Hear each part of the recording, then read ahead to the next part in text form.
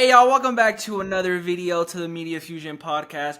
That's Andrew, I'm Alex, and today we're going to do our review of the Smashing Machine starring The Rock and Emily Blunt. We had the opportunity to watch it, so we're going to do our non-spoiler and our spoiler review in this video.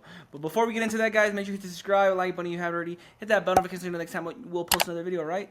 So let's get on with our movie review. So I'll hand it over to my co-host Andrew. I'll let him start with what he thinks about the movie or like the synopsis a bit.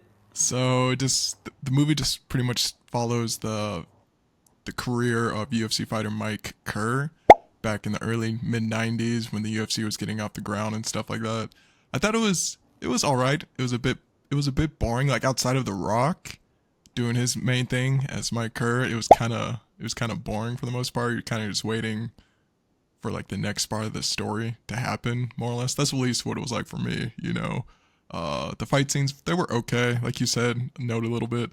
You could tell they were like pulling punches and stuff like that. So it was a little bit cheesy at times and stuff like that. So you're just like, what is going on here? But the acting was really good on Mark's part. The Rock's part, he played the role really well. There's like a couple UFC fighters I was able to notice, like Boss Rutan, the other guy who played his coach. Let me see his name real quick. Ryan Bader, I've seen him before. A lot of these guys are like before my time, but I know about Boss Rutan before I got into the UFC. Stuff like that, because he still makes appearances and stuff like that. But what you think about the movie? I thought it was okay.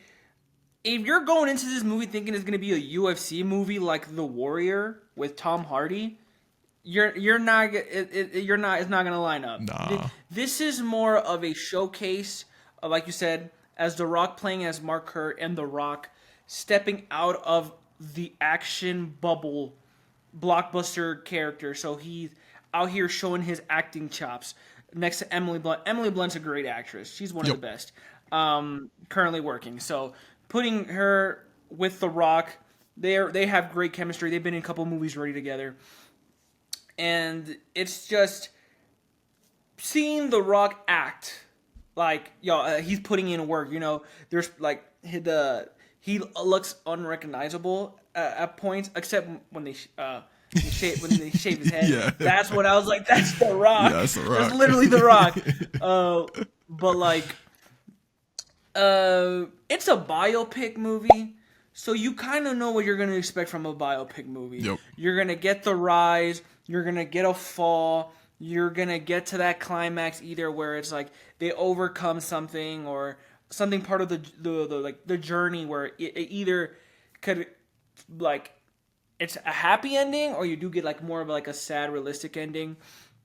Yep. And it's like it shows you like, all right, this is like what's happening. It's like the Iron Claw with that movie, right? You got to see like the brothers grow, and that's how I kind of felt with the Smashing Machine. I really didn't know that much about Mark Kerr prior to this movie. So like, yeah, you got to see some of his life, and because I think the movie takes place mostly from 97 to 2000, because the story mostly focuses on Mark Kerr. He's already been solidified as a fighter for a bit. He has a best friend who's also a fighter. They're training, and then eventually there's like a tournament. But also throughout that time period, Mark Kerr is dealing with his girlfriend Dawn, who's played by Emily Blunt. They go back and forth quite a bit. Yep. We'll get more into that in the spoilers. There's some scenes where I'm like, okay, I don't know why both of y'all are staying in this relationship for that long. And I thought it was okay. Like, Yeah. me personally, I gave it a 2.5 out of 5 on my letterbox. That's where I gave it. What did you give it, real quick? Good question. I don't think I even reviewed it on my letterbox. That's how much I didn't like. It just kind of slipped my mind. Didn't care, but I would give it like 3, 2.5, somewhere around there. It's like 3 for like the acting, for them acting their asses off, but like past that, the story was kind of weak. I felt like the writer could have done a lot more with it, but yeah, 3, 2.5, somewhere around there. I could definitely see the 3. But yeah, for me, I just gave it a 2.5. Like, the fighting wasn't all there. It wasn't like a Southpaw, a Creed, or like I said, a warrior. It wasn't in that par, and I was expecting a little bit more, just because like, sure, I mean it's okay when you're telling more of like an acting story, like you're getting the story throughout the acting. You know, you're not gonna get like an action scene there and there and there like to entertain the Yeah, crowd. yeah. But I was like expecting this a little bit more because it's like it's a UFC movie as well, kind of, or not really a UFC, just a mixed martial arts. Because I think that he really only fights in the UFC once, because the story bounces mostly between Japan Yeah, Pride. and the US. Yeah. Pride, yeah. So it's like that.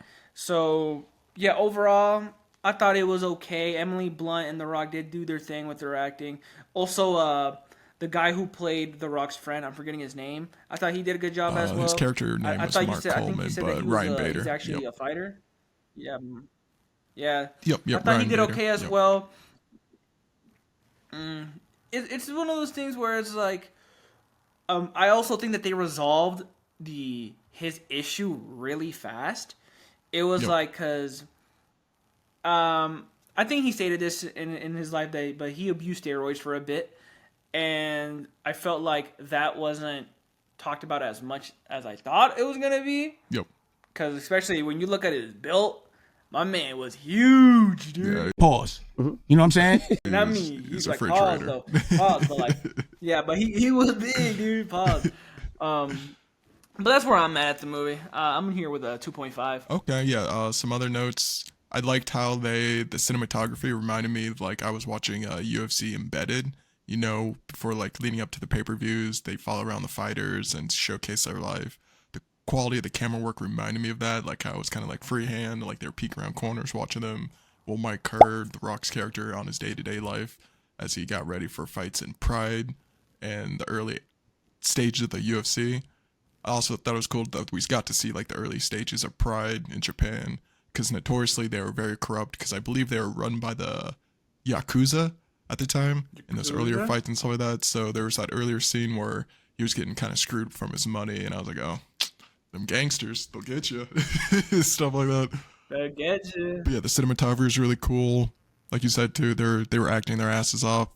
Just the writing could have been a little bit better for like laying out the story and the highlights and the notes and stuff like that. But it was also great too seeing like So, one of the earlier goats, you know, of the UFC before you get your Conor McGregors, your GSPs, your Jose Aldos. You had Mark Kerr in the earlier stages, and how he doesn't get talked about as much. Sometimes the UFC, they do their highlights of like the legends and stuff like that, especially with this movie, but a lot of times they fall to the wayside as they get overtaken by the newer heroes and champions in the divisions and stuff like that. So it was cool learning about the earlier stages of the UFC and its heroes. So I really appreciated that, to learn some more lore and stuff like that, because I've heard about him, but it's like I didn't know too much of his story because I got into the UFC much later, a little bit before Conor McGregor. So a lot of those earlier heroes and eras I know about, but I don't know too much about. So, but I appreciated it. So yeah, I'll give it a 3.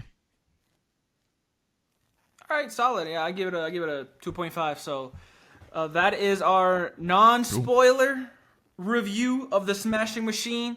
We are now about to get into spoiler, guys. So if you haven't seen the movie, you know, like it, share it, put it to your watch list, come back later. But if you don't care about spoilers, you can stay here and enjoy the spoiler section. All right, guys.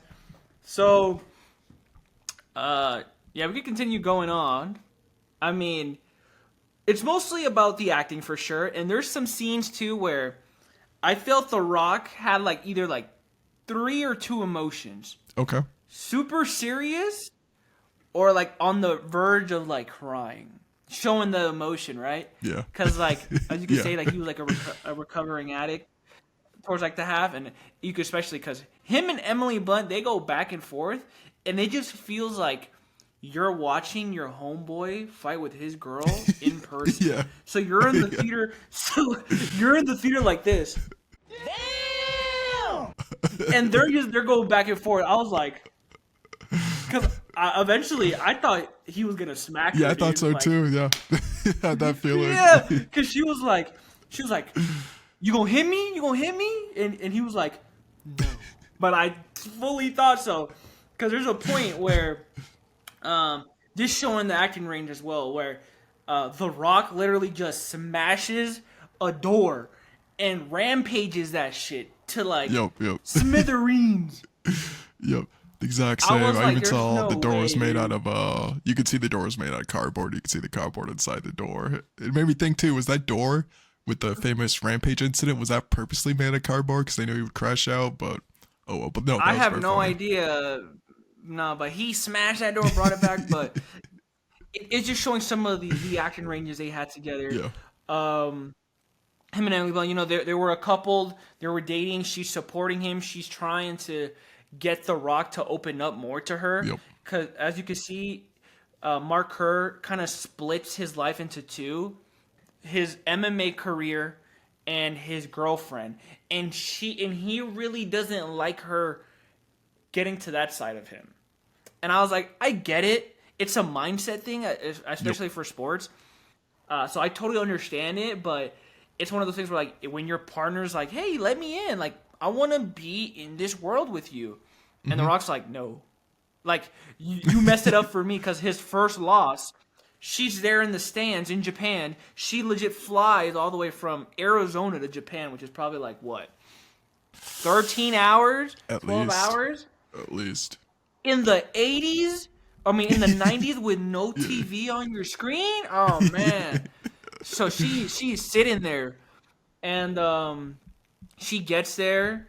He loses his first fight. 'Cause, even prior to that, right? They're like the reporters in Japan being dickheads. Yeah. If you lose, Yeah. what you gonna do? The mind He's like, games. I don't know.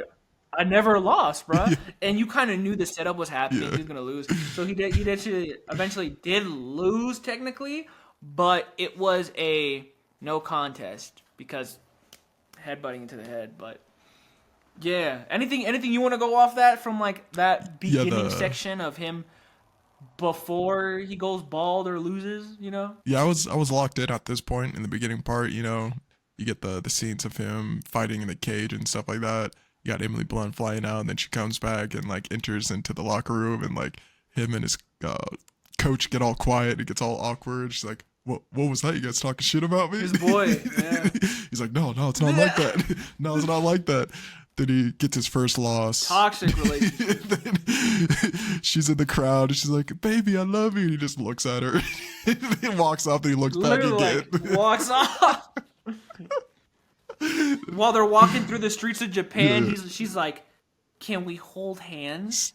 What a question Yeah, that is, the dude. pause. Can I hold him? Like the Yeah. 3-second He looked pause. at her and just went, yeah. No, I'm like, so you can tell that Mark Kerr definitely is like likes keeping those lives separate. Yeah. And when they clash, and like what else happens in the beginning? You get the relationship connection between him and his friend. Yep. What's his name in this movie again? Mark Coleman? No. Mark? Yeah, Mark Coleman. Yeah, Mark Coleman. All right, I'm gonna call him Mark. So yeah, you see the relationship between Mark and him. He's also a fighter. And you see that The Rock's he's just like undefeated. He's basically becoming like the first megastar. Yep. Where like Japan wants him, the UFC got him, and he's like winning. And then eventually he does lose. That messes with him. And then that's when you kind of get the scene where The Rock kind of collapses and has I guess like a heart attack almost, right? Or like a cardiac arrest. Emily Blunt calls his friend over. She's like, I don't know what to do. I think that his was friend, I think that was a bit later because in the beginning section we see that he starts to experiment with opioids and painkillers a bit because he got his first loss. Then he's calling his doctor office like, "Hey, I need something a little bit stronger," and stuff like that. Then we see him start injecting opioids and stuff like that.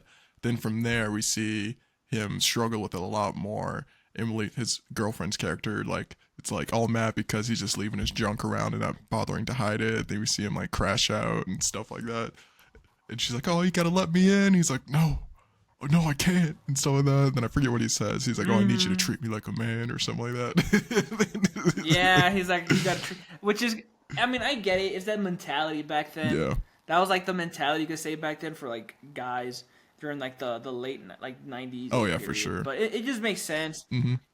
Especially that he was using steroids. So And because like at the beginning you were right, he was hiding it, and then later on they show it that he was just leaving it there. Yep. And then she just finds it. So yeah, so like that takes a process, and I think at that scene where you left off, where he's like treat me like a man, he has the heart attack. Yeah. I don't know if it's a heart attack. I think he just overdoses on the opioids because he says he was aware, but he couldn't get back awake and stuff like that. So Emily calls like the doctors and sends him to the hospital. Then his trainer Mark Coleman comes out and visits him, and he's like, "Yo, man, you got a problem, man. You got to get yourself clean." Checks himself into rehab. Then he gets out. They glossed over that real quick. Like I thought they were gonna like go in depth with him with his struggles with addiction and stuff like that, but they really just like glossed over it like in a couple minutes. Like it was really fast. It was like one of those things where like you saw it happen. Mm-hmm. He goes to the hospital. Like you see him using it for a bit. He goes to the hospital, and then it's like he has that one-on-one with his friend. Yep. You see him go to rehab. Mm-hmm. He gets out of rehab, and then he starts training again. Yep. Because he goes back to Japan. He's like, "Hey guys, I'm sorry. I had a life crisis. I wasn't able to make it to a fight." Yep. And I'm trying to see like the cast too, because I'm like, I want to make sure. Yeah, Mark. Oh, they're both of their names are just Mark. Yeah, Mark in the movie. Okay. Yeah. Mark Kerr and Mark. I'm Coleman. gonna call Mark Kerr the Rock. I'm gonna call Mark Coleman his yeah. So the Rock is basically that's where you get the part where he goes to rehab and you see that Emily Blunt character is still like drinking and stuff like that, partying, and she mocks him like, "You're so boring now." Like once again, this is where the toxicity comes in. "You're so boring. You're mad that I could drink and you can't." I was like, dude, you just got out of rehab. What do you want from him? She's shitting on him. And like The Rock goes to talk on the phone to his sponsor, and then Emily Blunt's like, "Yeah, you go talk to your sponsor," and he's like, "You hear this, right? You hear what I'm going through?" Like I don't know. No, that was definitely a crazy scene. Yep. And then that's when you see The Rock training once again. Yeah, with Boss Rutan. Because he starts getting himself better. And this is where kind of we get shaved Rock. Yep, shaves his head. Mark Kerr. He shaved his head. And this is where he just looks like The Rock normally, like from 2011. Yeah. I was like, that's The Rock from 2011 from Fast Five. With the bigger forehead or some shit, but yeah, it was him. Yeah. I wonder how they did the prosthetics too with his face. Like, did they just add extra skin? Like, that's what I want to know. This is kind of when we get to the third act, because the movie is very structured weird. Like, it doesn't have, like, a normal structure. I just feel like it's just a scene after a scene, right? So, you could say the last third act is the main fight in Japan, right? There's a big tournament where the winner gets $200,000. You see Mark Kerr's friend, Mark, training. Mm-hmm. Him and Emily Blunt are still trying to work it out together. Prior to that scene as well, he's training with his coach. You see that his coach has also a condition where you see that The Rock gets the steroids, use it on his coach. He's like, "Don't worry, I'm not using. I just had this stash somewhere." I was like, yeah, I think he had a cramp or something like that, so he gave him like some opioids or something like that. It was some kind of cramp or something like that. Some muscle relaxers. And there's two scenes for me that stand out during this third act. So this is kind of when we get the final crash out scene. So we see that The Rock is finally getting ready for this tournament. He's back. He's not using. He's getting good. But his coach notices anytime he's with Emily Blunt character Dawn, he loses. Yeah. And we see that because The Rock and her are about to have this party. Yep. I don't even know what causes them to lose it. Oh wait, no. It's because The Rock is like, doesn't ask her to go to Japan yet. Yep. He's like, "I need a couple days to think on it." Because she's like, "Oh, so you think I'm bad, right? You think I'm a bad luck for you? You don't think you could win with me there?" Yeah. She was listening to his voicemails and shit. Yeah, so this causes a big fight where Emily Blunt's like, "Fuck you." Goes into the room, gets a gun, about to shoot herself. The Rock comes in, spears her. Like Roman Reigns wrestling spears him, bro. Ugh. Uh, Emily Blunt takes the gun away. Emily Blunt gets up, runs to the bathroom, about to take pills, and The Rock once again rampages that door and takes the pills. Call 911. They take her away. Literally, next scene, I'm going to Japan now.